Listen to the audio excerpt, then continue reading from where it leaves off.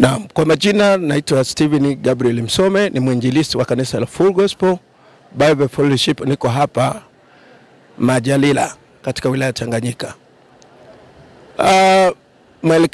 Maneno yetu ni kuendelea kusisitiza kwa viongozi wenzetu wa dini,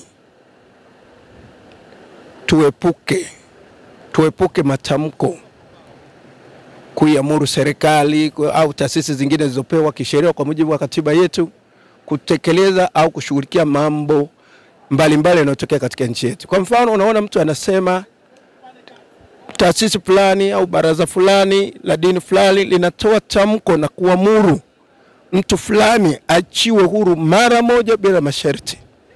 Huko ni kuingilia uhuru wa vyombo vingine kutenda kazi yake. Hatupaswi kufanya hivyo, kwa sababu kufanya hivyo ni kuvunja sheria. Sisi kama viongozi wa dini, wajibu wetu ni kuhakikisha tunawaleta watu pamoja. Kuna sababu ya kueleza, tueleze, tujifunze kwa utumishi wengine waliotangulia. Kwa mfano wakina Daniel walihudumu mbele ya wafalme kabisa. Wakina Nehemia walifanyaje? Walikuwa wanyenyekevu mbele ya watawala. Kwa sababu gani? Hata sasa katika kitabu cha Warumi sura ya 13 imewatafsiri viongozi wa serikali, wao nao ni watumishi wa Mungu.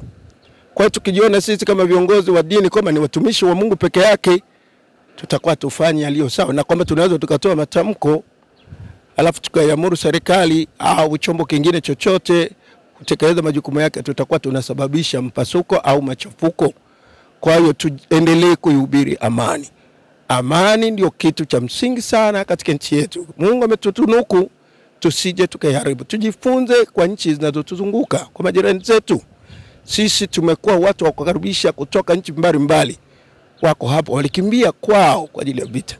Kwa hiyo sisi sasa Mungu ametutunuku kwa sababu tumekuwa wakaribishaji wa watu wanaokimbia wasio kwao, tunawakaribisha.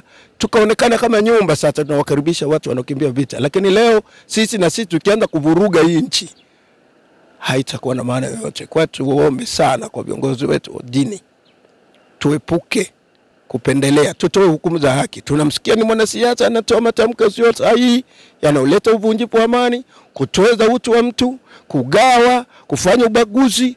Tuonye, tukemee kwamba hiyo kauli hizo, lugha hizo hapana, zitaashiria machafuko au matengano. Sio tu pale mtu anatamka maneno mmekaa kimya, lakini pale serikali inaposema hapana, kwa mujibu wa katiba yetu huyu mtu anakiuka, wakianza kuchukua hatua wanasema hapana, anakosea, tunatoa hukumu zisizokuwa za haki. Kwa hiyo tuache serikali ifanye kazi zake, mahakama kama mahakama zipo zifanye kazi zake, bunge lifanye kazi zake, na sisi watumishi wa Mungu tufanye kazi zetu. Sala la msingi ni kuwaombea hao viongozi, kwa sababu Mungu ameamuru tuwaombee.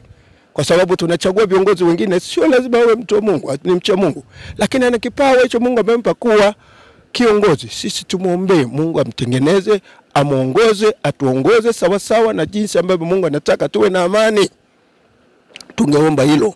Tuendelee, hasa kipindi kitu tuendelee cha uchaguzi, tuepuke kuleta matengano na machafuko kwa matamko yasiyokuwa na maana katika taifa letu.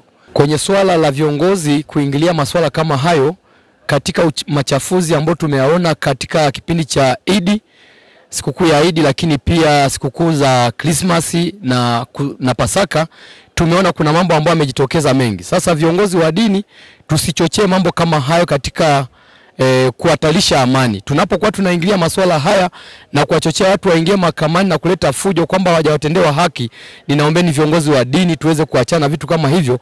Hatujaagizwa na Mungu kwamba tuendelee kuongeza vitu ambavyo vinaleta hatari kubwa kwa wananchi. Sisi kazi yetu ni kuombea watu ambao wana makosa, tuwashauri warudi kwenye mstari. Lakini tunaposimama kwamba niko tayari kwenda kusimama mahakamani na kutoa rai katika mambo kama haya, kwa kweli sisi hatukuagizwa jambo kama hilo. La msingi ni kwamba mtu anapokuwa amekosea kama viongozi wa dini, tumite pembeni, tumkalishe, tumshauri na mambo yaishe. Lakini tunapochochea ghadhabu na kumfanya huyu muumini kwamba asonge mbele mpaka mahakamani tutasimama naye, hilo ni kuchochea ghadhabu kiasi kwamba tunahatarisha amani katika nchi yetu ya Tanzania. Viongozi wa madhehebu wote na wasi kwamba tusimame upande mmoja. Sisi kazi yetu ni kwamba kusababisha machafuko ni kosa kubwa. Kazi yetu ni kuambia watu waache machafuko, waache kuchochea ghadhabu. Sisi ni kuwasaidia kwamba amani iendelee kudumu katika nchi yetu ya Tanzania. Crown Media. Hapa ni nyumbani.